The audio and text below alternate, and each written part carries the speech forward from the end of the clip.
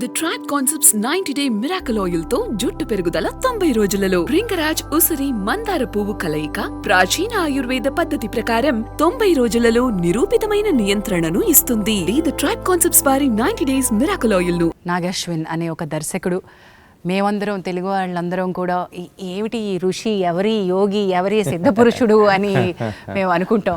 మొన్న మా తోటినట్టుడు బ్రహ్మాజీ గారు, బాబు నీ అరిగిపోయిన చెప్పులు పంపిస్తే కళ్ళకద్దుకుని ముద్దు పెట్టుకుంటాను అన్నారు. నిజంగా అండి, ప్రతి తెలుగు ప్రేక్షకుడి హృదయం అలాగే అనిపిస్తుంది. సో ఇప్పుడు మీ ఇంటి అబ్బాయి అయిపోయాడు కాబట్టి నేను కూడా చూస్తానమ్మా. మా ఇంటికి వస్తాడా, హడావిడిగా వస్తాడు, వచ్చి గవికి నాకు చెప్పులకి ఇచ్చి లోపలికి వస్తాడు. వెళ్తే బయటికి నా చెప్పులుంటే అవి వేసుకెళ్ళిపోతాడు. తను వచ్చేటప్పుడు కూడా వాళ్ళ నాన్నగారు చెప్పులు వేసుకొచ్చేస్తాయంట ఒక్కోసారి. ఎక్కడ సార్ అంటే ఎప్పుడు ఒక చాప్టర్ ఎక్కడో కల్కిలోనో, ఒక చాప్టర్ ఎక్కడో నెక్స్ట్ ఇంకొక 5 ఏళ్ల తర్వాత తీయబోయే సినిమాలోనో ఆ సినిమాటిక్ యూనివర్స్లో తిరుగుతూ ఉంటుందేమో. మరి వాట్ ఈస్ దిస్ జీనియస్? మీరు ఇంట్లో ఇంతమంది జీనియస్లను పెట్టుకుని ఎట్లా మేనేజ్ చేస్తారు సార్? మీ బలం ఏంటి? మీరు నా జీనియస్ అనేది నా రోజుల్లోనే అయిపోయి ఉంటుందేమో. ఇప్పుడు వీళ్ళందరూ జీనియస్లు చూస్తా ఆనందంగా గడుపుతున్నాను అనుకుంటారమ్మా. But I think credit Vinay గారికి ఇద్దాం. ఇంతమంది జీనియస్లు ఒక ఇంట పెట్టాలి అంటే అవునమ్మా, మీ జీవిత భాగస్వామికి కూడా ఇవ్వాల్సిందే కదా. ఇవ్వాలి కదా. మరి వినయ్ దత్ గారు కూడా మీరు రాజకీయాల్లోకి వెళ్తే ఆవిడ అంతే సామర్థ్యంతో అక్కడికి వచ్చి క్యాంపెయినింగ్ చేయడము, సినిమా నిర్మాణంలో ఉంటే మరి మీకు సపోర్ట్గా ఉండడం. అవునమ్మా, చాలా చాలా.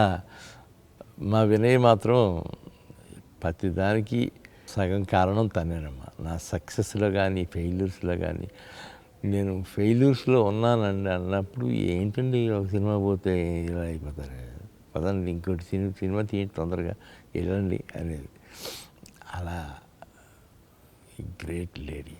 అంతే కదండి. మరి సో సినిమా ఒక ప్రస్థానం అయితే దత్ గారు, మీరు ఏ రోజు కూడా అనుకున్నది మాట్లాడడానికి, ఎప్పుడు సినిమా ఇండస్ట్రీలో సభల్లో మాట్లాడి ఇంటర్వ్యూల్లో గట్టిగా మాట్లాడేటువంటి మేము ఇంతవరకు తీరు వినలేదు మీ దగ్గర నుంచి. కానీ రాజకీయాల్లో, అటు ప్రత్యక్ష రాజకీయాల్లో పోటీ చేసిన, ఈ మధ్య రాజకీయాలకి పరోక్షంగా సపోర్ట్ చేసిన, బలంగా మీ వాదనని వినిపించారు.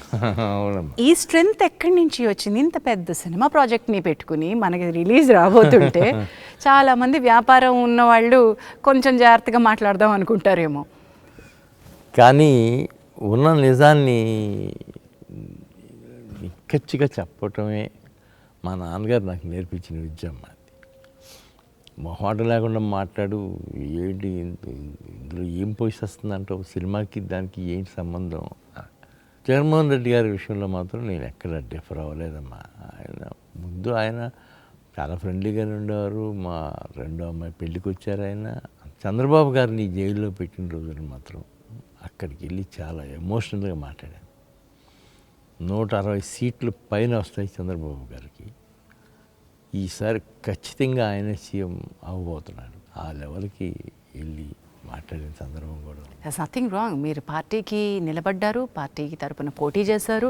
వీఆర్ మొదటి నుంచి కూడా మీరు పార్టీ సింపథైజర్గా ఉన్నారు, పార్టీలో యాక్టివ్ రోల్ చేశారు. సో అక్కడ కాక ఇంకెక్కడ మాట్లాడతారు? So hats off to your. అంటే నిజానికి నిజం ఎప్పుడూ బరువుగా ఉంటుందంటండి, సైలెంట్గా ఉంటుందంట, బలంగా నిలబడుతుందంట.